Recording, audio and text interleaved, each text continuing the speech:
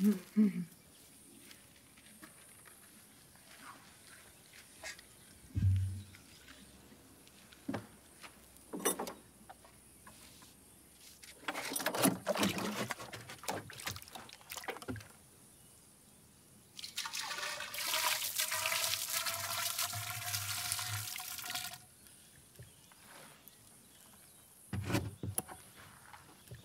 পানি দেবেন?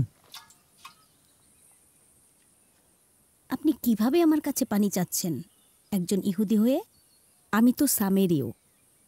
ইহুদিদের কাছে সামেরীয়রা তো অশুচি।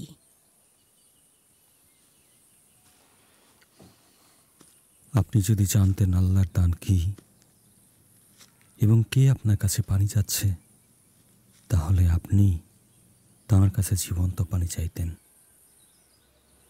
মালিক, আপনার পাত্র নেই, এই কুয়াটাও অনেক গভীর, তাহলে আপনি কিভাবে জীবন্ত পানি পেলেন? যারা এই পানি পান করে তারা আবার পিপাসিত হবে,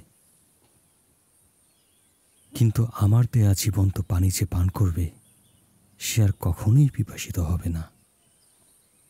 সেই পানি তার দিলে ঝর্ণার মতো প্রবাহিত হয়ে অনন্ত জীবন দেবে। আমাকে সেই পানি দিন যেন আমার পিপাসা না পায়, তাহলে পানি নিতে কষ্ট করে আমাকে আর এত দূর আসতে হবে না। আপনি আপনার স্বামীকে ডেকে নিয়ে আসুন। আমার স্বামী নেই। ঠিকই, আপনার এখন কোনো স্বামী নেই। 5 জন স্বামী আপনার ছিল, কিন্তু এখন যে আপনার সাথে আছে সে আপনার স্বামী নয়। আপনি একজন নবী। আমাদের পূর্বপুরুষেরা এখানে ইবাদত করতেন, কিন্তু আপনারা বলছেন জেরুজালেমে গিয়ে সমস্ত লোকদের উচিত ইবাদত করা।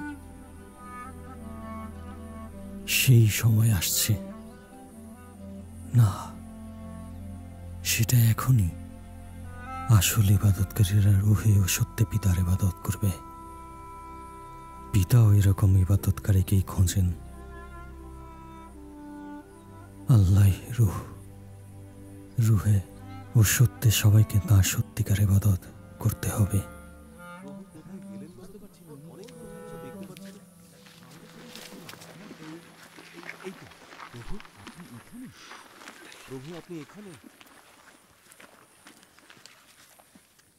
গুরু, সামেরিয়া থেকে আমরা খাবার নিয়ে এসেছি। গুরু, আসুন খাওয়া দাওয়া করি। আমার কাছে এমন খাবার আছে যেটা সম্পর্কে তোমরা জানো না। হ্যাঁ, তাই নাকি?